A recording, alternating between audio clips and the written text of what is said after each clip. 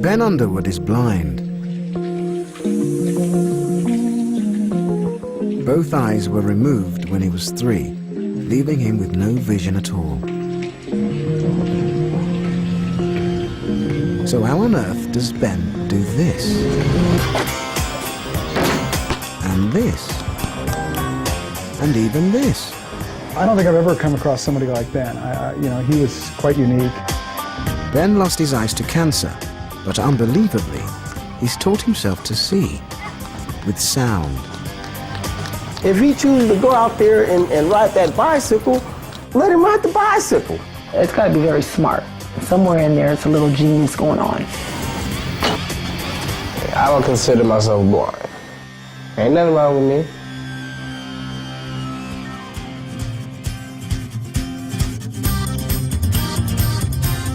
Ben Underwood and his family live in Sacramento, the state capital of California. It's an old city with roots in the Wild West, but Ben and his family live in the new outlying suburbs.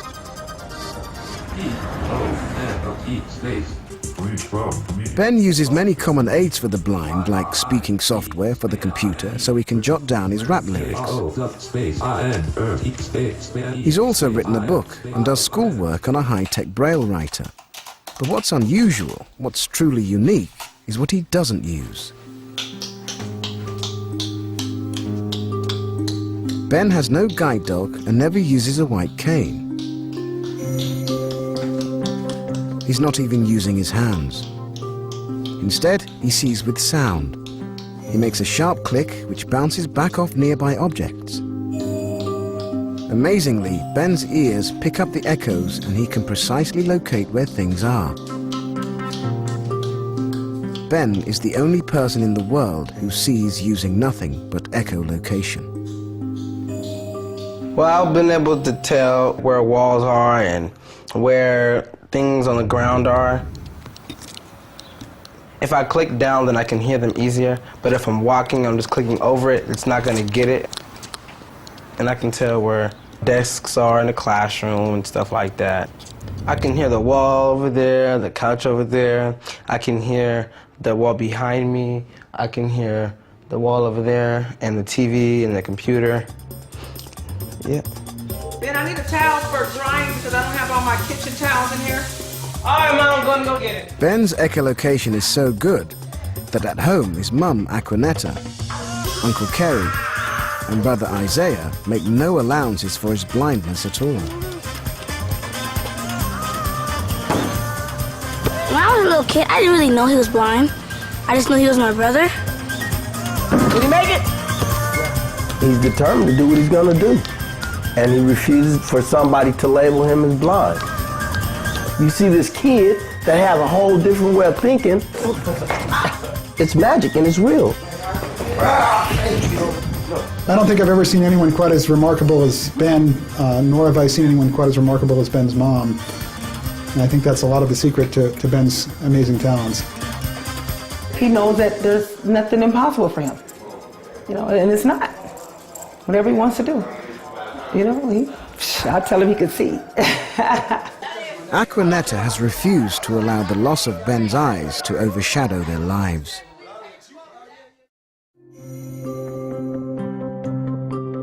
Ben was born perfectly healthy with dark eyes like his mum. But when he was 2, she looked into his eyes and saw something was terribly wrong. In his pupil, it looked like a marble, or when you shine a light at night on a cat's eye, and you know how that looks like a marble or like a light or fluorescent. And that's what it looked like.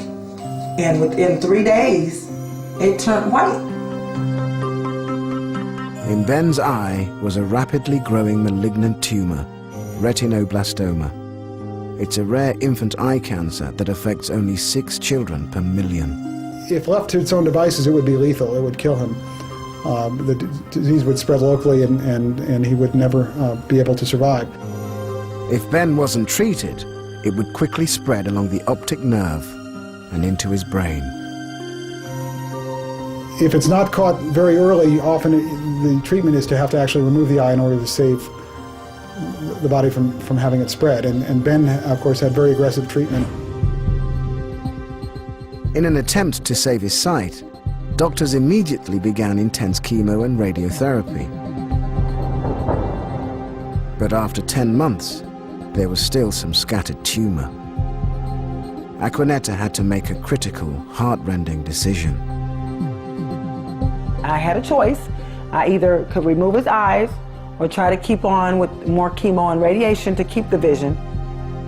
But the thing about it is that if you continue to try, and when if the cancer got down the optic nerve, they wouldn't live. So you have to make a choice.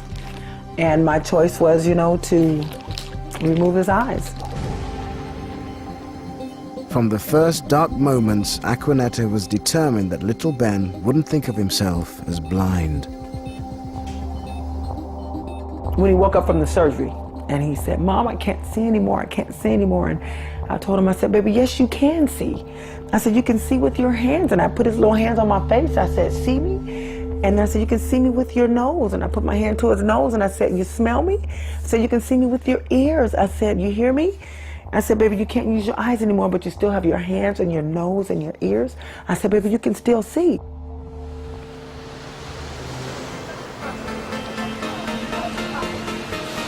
To this day, Aquanetta describes the world so Ben can experience life to the full.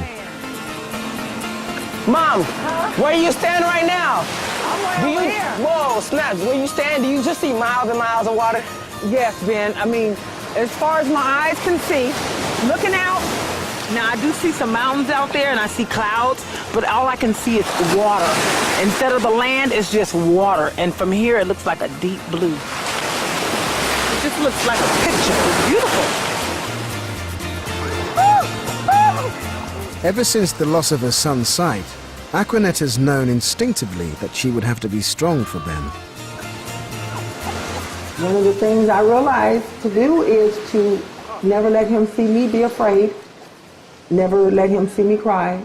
Well, I go in my room and I'll cry and go through what I need to go through and come out here, never know. Never let him know that I was feeling sorry for him, because I didn't want him to ever feel sorry for himself. Just keep giving him confidence, courage, strength, and that's all I've ever done. Aquanetta was stunned when just a year after the operation to remove his eyes, her little boy began to see again, with sound. Ben Underwood is on his 4th set of prosthetic eyes. His mum, Aquanetta, still treasures the ones he had as a little boy. I had him in a safe place and I can't find his eyes. I lost my baby's eyes, oh my God. Since he lost his own eyes to retinal cancer, Ben's had several pairs, each increasing in size. They ensure his eye sockets grow normally. Okay, here they are, here's one set. Oh, these might be the first set. His first eyes. These are my favorites. And then they were the first, and they look so real and so natural. It's very important to me that he looks as normal as he possibly can look, because I want him to be as normal as he possibly can be. Ben's eyes look natural, but they'll never help him see. Just 1 year after the operation to remove his eyes, Ben astonished his mum when he performed what seemed like a miracle. He was in the back seat in his car seat, and we're driving down the street. He said, "Mom, you see that big building out there?" And I said, "I see the big building out there. Do you see that big building out there?" It just kind of tripped me out. I'm like, I can see this. I know this boy can't see. We see an object, like a building, because light is reflected from the surface into our eyes. Sound behaves in a similar way. Little Ben's ears were picking up the noise of city traffic, bouncing back from the big building that he was passing. Driven along in the car, Ben heard that the side streets sounded different from the buildings. He found he could form a picture of them with sound. Seeing with sound transformed Ben's life. His mum let him play in the street because his sound pictures seemed to make him more aware of danger than his sighted friends. So I would watch and see what he did, and I noticed that, you know, cars would pass by, but as soon as that car would hit the curve, he'd move out of the way. I thought, wow, you know what, he hears those cars, you know, for blocks away. So he knows before the other kids know to move, because I just recognized that, you know, he was paying more attention.